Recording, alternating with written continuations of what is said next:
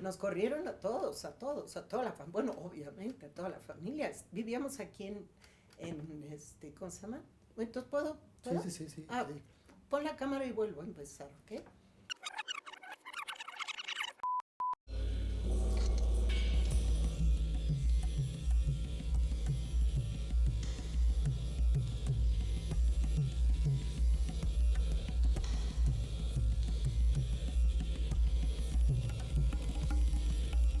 En el fondo, mi vida realmente, mi vida creativa empezó a partir de Alejandro. Mi vida en el internado fue vida de internado, imagínate, carré.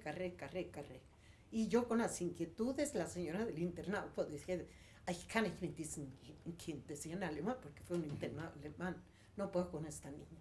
Me echaba unos psicodramas ahí, era inmenso el internado, y yo a gritos, y me regañaban a gritos, pero a gritos recorría todo alrededor, pero a gritos. ¡Ah! Y la señora se jalaba de los pelos. Siempre fui teatrera, sí, y fui a caer en el lugar justo.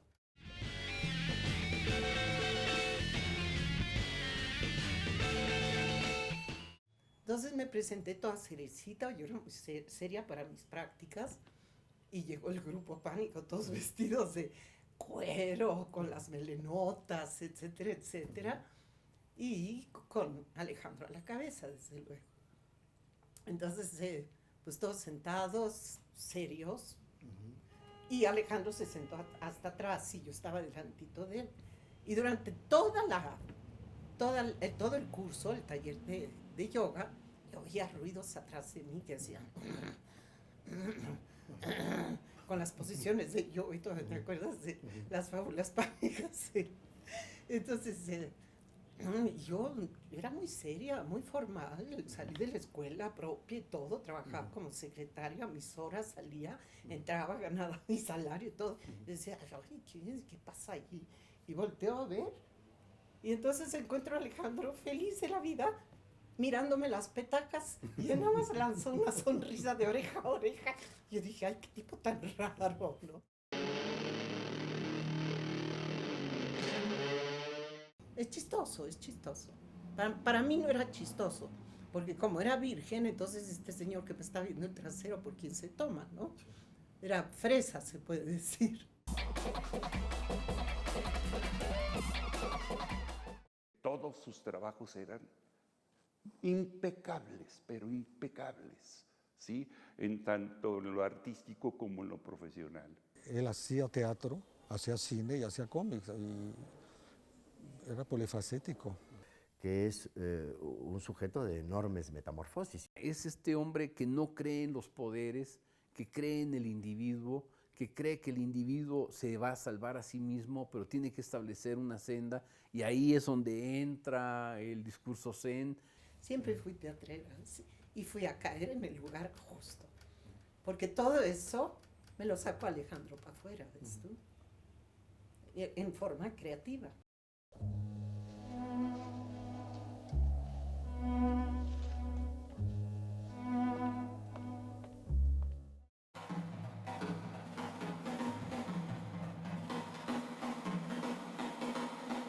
Él venía desde Chile.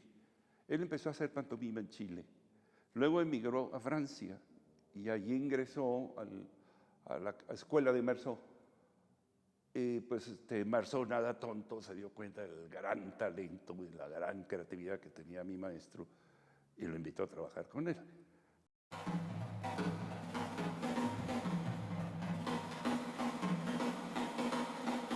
Él venía acompañando a Marcel Marceau, este extraordinario mimo, eh, que, que, que es un artista capital de esta rama de la teatralidad, y traía como actor acompañante a Alejandro, que es un sujeto de enormes metamorfosis. Simplemente saber que de esta manera llegó a México ya es prodigioso. ¿Cómo es posible semejante itinerario en una persona? Y eso solo lo puede explicar la esencia de un camaleón. o de un sujeto absoluto de múltiples metamorfosis, por lo tanto inacible, indefinible, que sería quizá el elogio mayor que pudiéramos hacer de él. Llega porque encuentra el espacio, o sea, nadie lo está corriendo en ningún lado, nadie lo está dando el trato de incomprendido, ¿no? Siento que México estaba maduro en esos años, en los años 60, para recibir a todo tipo de inquietudes. Comenzaba la irrupción finalmente de la vanguardia que modernizó a México y de la que sin duda Alejandro es uno de los protagonistas centrales de esta vanguardia. Pero en el 58 y en el 59 se dedica fundamentalmente a formar espectáculos de pantomima, con los grandes mimos que fueron Álvaro Carcaño, Héctor Ortega y Farnesio de Bernal, ¿no? Y Salvador y Burdett Sea.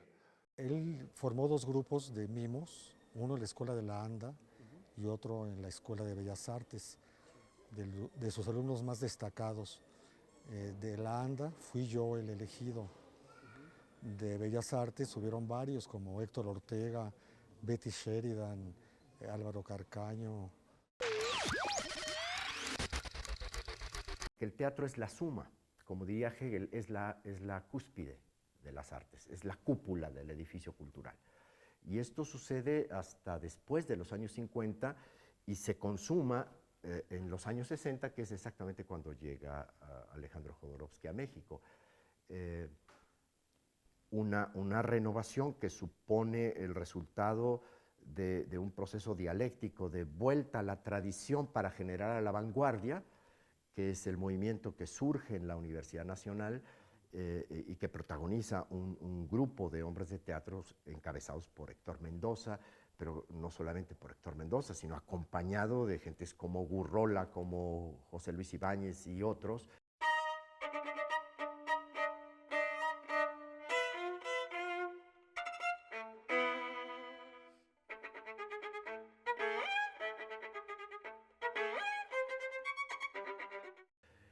Que empiezan a crear este movimiento de transformación, que empiezan a generar una nueva dramaturgia para alcanzar la modernidad teatral que supone la formulación, el ejercicio y el triunfo del concepto del teatro como puesta en escena. El teatro es, ante todo, puesta en escena. Jodorowsky, que viene acompañando a uno de los artistas canónicos de una de las formas teatrales más discutibles por la propia vanguardia, inmediatamente se incorpora a esa vanguardia y se convierte en uno de los primeros propositores del teatro como puesta en escena, de transformador del texto literario en hecho escénico, de maestro ante todo de directores y de formulador de una estética provocadora.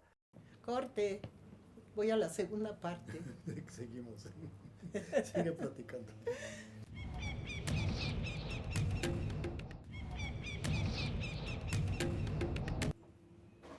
No, pues lo que es censurado, pues me lo censuran. Tijeretazo. Había una época antes y después de Jodorowsky en México, ¿sí? Porque, bueno, llega Jodorowsky y nos traía a Ionesco, a Beckett, y un trabajo extraordinario, ¿no? Es cierto que poesía en voz alta del maestro Mendoza junto con el maestro Ibáñez ya venían desarrollando un teatro de vanguardia, ¿sí? Pero desgraciadamente no tenían los elementos que se manejaban en Francia, ¿no? Que es el trabajo fársico, ¿sí? Acentuar más los personajes, ¿sí? Y lo fundamental, la corporalidad, el trabajo corporal. Alejandro vino a introducir definitivamente el trabajo corporal en este país.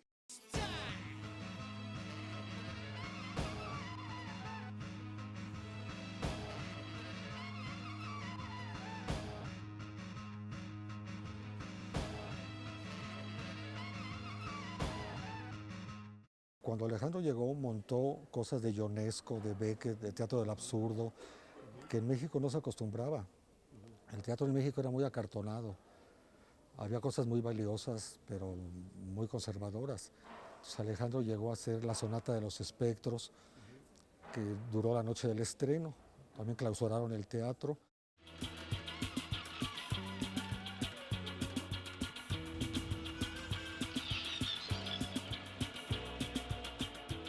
La gente que caía en trance, como una ceremonia vudú, había un simulacro de castración de alguien, cosas así mágicas. Yo venía del Festival de Cannes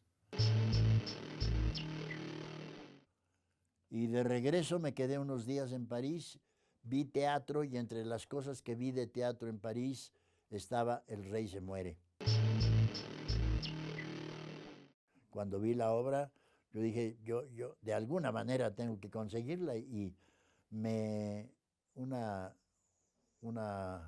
señorita que era la agregada cultural de la Embajada Mexicana en París, me llevó con Ionesco. Yo llevaba un libro de los 2 o 3 que tengo, por ahí están los libros que publicó el Seguro Social en esos 6 años de López Mateos y de Benito Coquet, en donde hicimos el mejor teatro que se podía hacer. Y ese libro lo llevaba yo con las fotos y con las puestas en escena, muy buenas fotografías y todo, que se lo enseñé a Ionesco, y Ionesco me dijo, ¿de verdad se hace este teatro en México? Pues señor, sí, pues ahí tiene. Qué bueno que te interese El Rey se muere, te lo regalo. No me cobró derechos. Me traje la obra y entonces yo dije, el mejor director que puedo encontrar es Alejandro Jodorowsky. Loco, loco.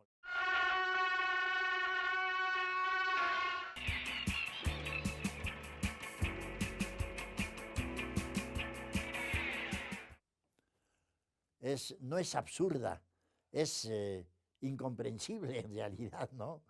Pero es muy bello texto. Es el reino, el sistema monárquico que se desmorona, ¿no? Ya es lo último que queda. El ejército es un guardia flaco, mal comido que anda por ahí. La reina ya está en decadencia, la reina joven, la criadita, todo el mundo en la decadencia. Y pues la hicimos. La dirigió Alejandro Jodorowsky. Fue la primera vez que Alejandro dejó todas sus locuras a un lado y la dirigió de una manera muy profesional, muy seria, muy responsable. Dirigió muy bien. A mí me encantó la dirección de Alejandro y la disfruté muchísimo. Una puesta en escena maravillosa, porque además la segunda parte de mi gran suerte con esa obra fue que yo le dije a Alejandro, ¿qué tal si invitamos para la escenografía del Rey se muere? ¿Qué tal si invitamos a doña Leonora Carrington? El texto de Ionesco, la dirección de Alejandro, la escenografía de la Carrington y el trabajo de López Tarso, delirante. Como le llamaría José Carlos Ruiz, la época reina del teatro en México, que es los años 60.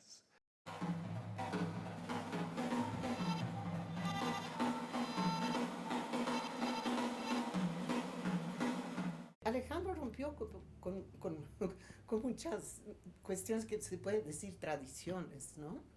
O por lo menos intentó, pero sí creó un movimiento importante en la cuestión teatral. Le dio un enfoque diferente y osó hacer cosas que quizás alguien se atrevería a hacerlo, pero que nunca lo hizo y él comenzó. Y hizo una cosa de teatro muy original que se llamó la Ópera del Orden, que a la quinta función llegaron los granaderos, la cerraron con bombas de gases lacrimógenos. Fue terrible y casi expulsan del país a Alejandro.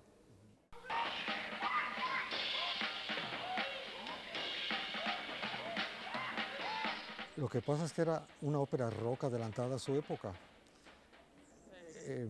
Alejandro de hecho tenía enemigos porque tenía el pelo muy largo, cosa que en México ningún joven lo hacía porque te gritaban maricón. Alejandro llegó con el pelo muy largo, con camisas cuello Mao, que no se acostumbraba, entonces era un excéntrico. Y en la Ópera del Orden hacía pósters, por ejemplo, del Papa o de artistas de moda, y el póster tampoco existía. Entonces era como una gran foto del Papa que ofendió a algunos sectores. Era una obra bellísima, que rompía con todos los moldes del teatro y que más tarde se hizo por todos lados. Era el comienzo de los happenings, era romper con todas las leyes teatrales. Yo siempre en el teatro fui avanzando, rompiendo límites. Entonces quise romper con el decorado hecho por un pintor, una obra de teatro con comienzo, nudo y desenlace, incorporar el rock, la música de los jóvenes. Inventé varias cosas y la minifalda se inventó ahí, Salían mujeres con minifalda cuando no las había. El póster se inventó ahí, no habían póster. Bueno, y dividí el escenario en 4 pedazos y le dije, ustedes hacen lo que quieren. Uno fue Gironella, el otro Lilia Carrillo, el otro Felgueres, el otro Vicente Rojo. Bueno, hice la obra, fuera de sindicatos, no cortinas, no obreros, no nada, no parásitos y gratis. La reacción que provoca Alejandro es prácticamente de linchamiento. Yo recuerdo que tuvimos que salir por la parte de atrás del Teatro del Músico, ¿sí? Porque en la Ópera del Orden nos iban a matar.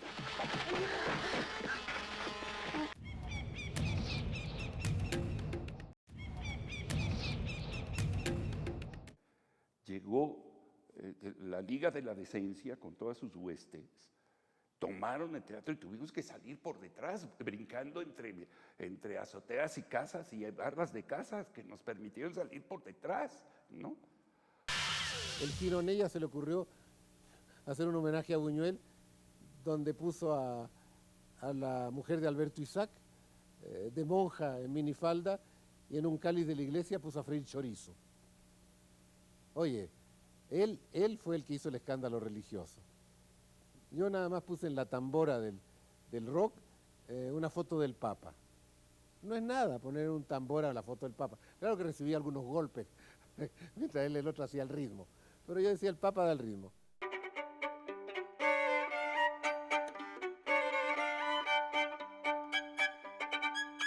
También me pusieron la lista negra. No pude trabajar. Entonces Elda Peralta y Luis Espota me dieron trabajo con un seudónimo. Creo que me llamaba Martín Arenas. Hice una obra ahí de Juan Ruiz de Alarcón, no sé de quién, disfrazado de galán así español, para poder sobrevivir. Y ahí fue cuando hice las Fábulas Pánicas. Y Espota me dio una página por semana y de eso viví. Porque me prohibían hacer teatro. 2 años.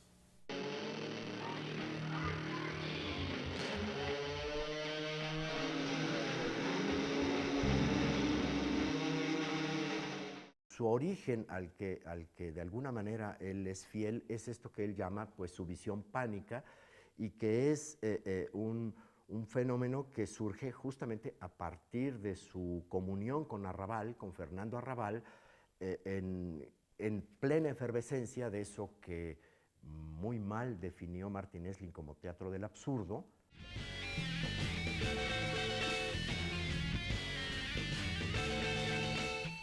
Total, que la manda a decirme que si quería yo participar en el grupo Pánico. Yo dije, ¿qué es eso?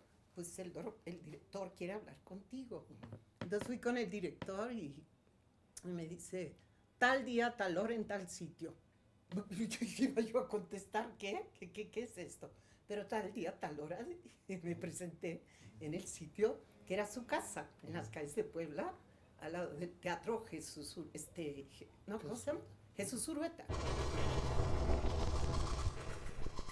Los extremos, o sea, llegar al fondo de cualquier situación que fuera, sexual, anímica, emocional, verbal, todas las manifestaciones humanas, ¿no? Los excesos en cualquier corriente, en cualquier idea, en cualquier... incluso en la alimentación, en la bebida, porque en esa época, pues tú sabes, ¿no? el dios Pan, que era como ¿cómo se dice? Juguetón, fálico, provocativo, y se cogía a todas las ninfas, yo no sé qué deidad. Tengo que averiguar todavía porque no estoy 100% enterada. Yo constituía, supongo, que una fantasía para él. Era virgen y tenía 18 años. Y casi todo el grupo Pánico tenía más de 18 años, eran mayores que yo. Entonces su fantasía era, pues él evidentemente, pues Pánico, Pan, pues era un poco satirón, Pan es sátiro. Y pues mis nalgas le llamaron la atención, disculpa que sea tan franca, pero pues en ese momento las tenía en su sitio todavía, no las había puesto en otro lugar.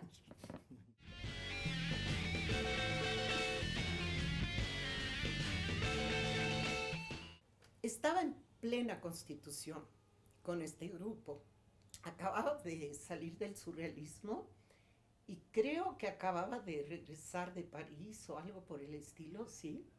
Y habían roto con el surrealismo entre Arrabal, Topor, otro creo que se llama Sternberg y Alejandro. Entonces, cuando regresó a México, totalmente transformado, habiendo roto con eso, entre los cuatro, crearon este movimiento en París. Y al regresar lo constituyó aquí, con este grupo que agarró de todos los estratos sociales. ¿Pero por qué Pánico? Por el personaje Pan de la mitología, el dios Pan, que era como ¿cómo se dice? Juguetón, fálico, provocativo, luego efímero, eran improvisaciones a donde estaba el centro, que era el sumo Pánico, que era Alejandro. Yo dije, sacar al teatro del teatro, no estar en el edificio del teatro, actuar en un autobús, en un cementerio, en un bar, donde sea. No hacerlo con actores, hacerlo con gente. No hacerlo con obra, hacer algo que no se vuelva a repetir. El teatro no se debe repetir, debe hacerse una vez y ya. Entonces pude incorporar elementos que se podían destruir, ¿no? Sí, elementos del efímero, se fue el efímero.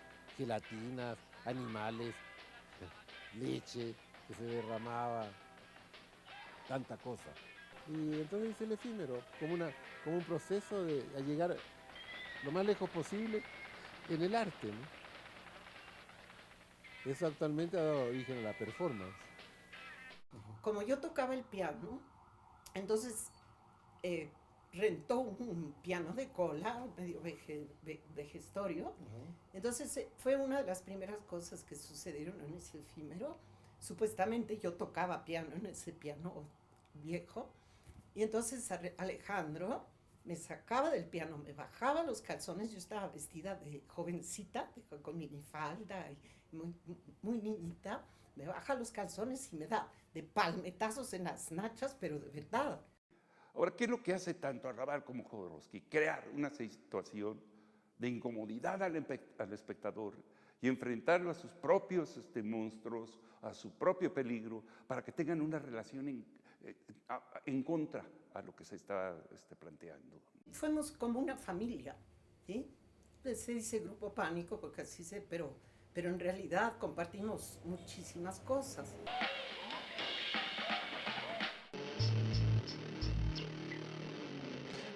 Moctezuma II, que para mi punto de vista es la mejor tragedia mexicana o la única tragedia mexicana en el teatro, porque sí, Usigle es un gran dramaturgo, tiene magníficas obras, pero una tragedia de ese tono, de esa fuerza, como tiene Moctezuma II, no hay como Sergio Magaña, ¿eh? Esta misma obra la repetí por cuarta vez en 68, dirigida esta vez por Jodorowsky también. Eso sí, me dijeron, pero ¿cómo Jodorowsky para Moctezuma II? Sí, es un atrevimiento, pero él ha dirigido muy bien El Rey se muere. Estamos haciendo una segunda obra este año en este mismo año con él, yo quiero que él la dirija.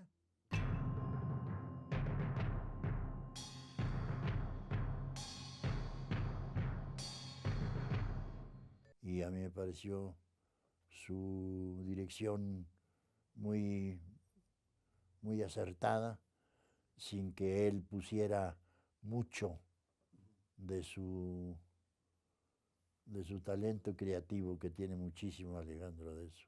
Yo quería un teatro que tuviera que ver contigo, con el ser. La prueba es que lo logré cuando hice Zaratustra, pero más aún cuando hice Juego y Todos Jugamos, que hace 35 años todavía se da. Porque ya hasta rompí con la obra de teatro y tomé textos de psicología. E improvisé la obra mientras las dirigía. ¿Ves? Y eso quedó, porque habla de temas que nos tocan a todos.